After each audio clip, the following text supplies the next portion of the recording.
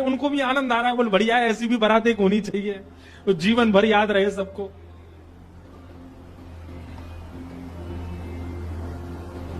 मैना देवी बोली, नारद जी ने बताया निश्चित ही श्रेष्ठ ही होंगे, दुनिया के लोग तो पुष्प के श्रृंगार इनने सर्प के किए, सुंदरता ज्यादा है हमारे दामाद की, इसलिए सर्प से ढक रखे नजर नहीं लगे।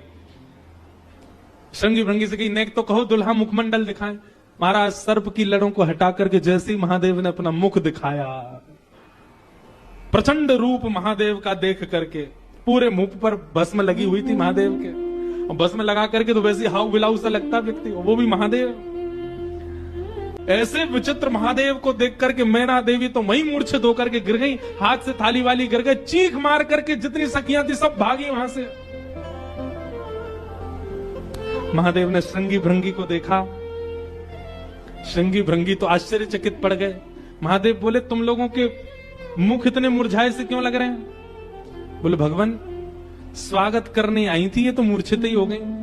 महादेव बोले, सब नगरों के अपने अपने रिवाज हैं, यहां मूर्छित होना ही रिवाज होता होगा, दुल्हा को देखते ही सासू मां मूर्छित हो जाती, यही रिवाज होगा।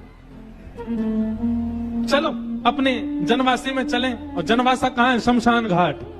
जनवासा बनवाया था लेकिन वहां नहीं गए, जहां पर जा सारी बारात वहीं पर जाएगा दूल्हा, और सारी बारात कहां है? वो तो शमशान में।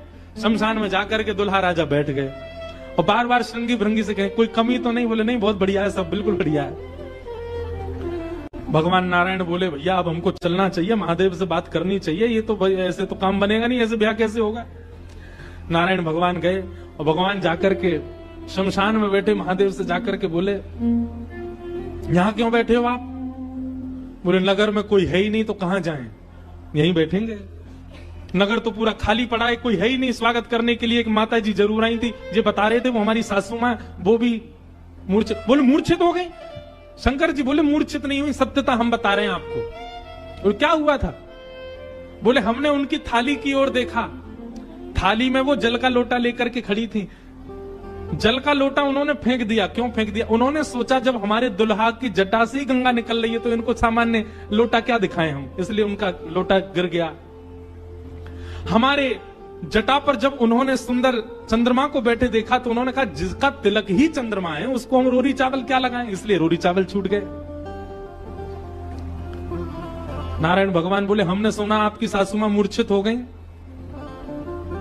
बोले, मूर्छित नहीं हुई तो दुनिया की सास जमाई की आरती करती हैं, बलैया लेती हैं, दामाद सासू को प्रणाम करता, पर हमारे रूप पर न्योछावर होकर हमारी सासू मां ही दंडवत करने लगी हमें। मूर्छित नहीं हुई है।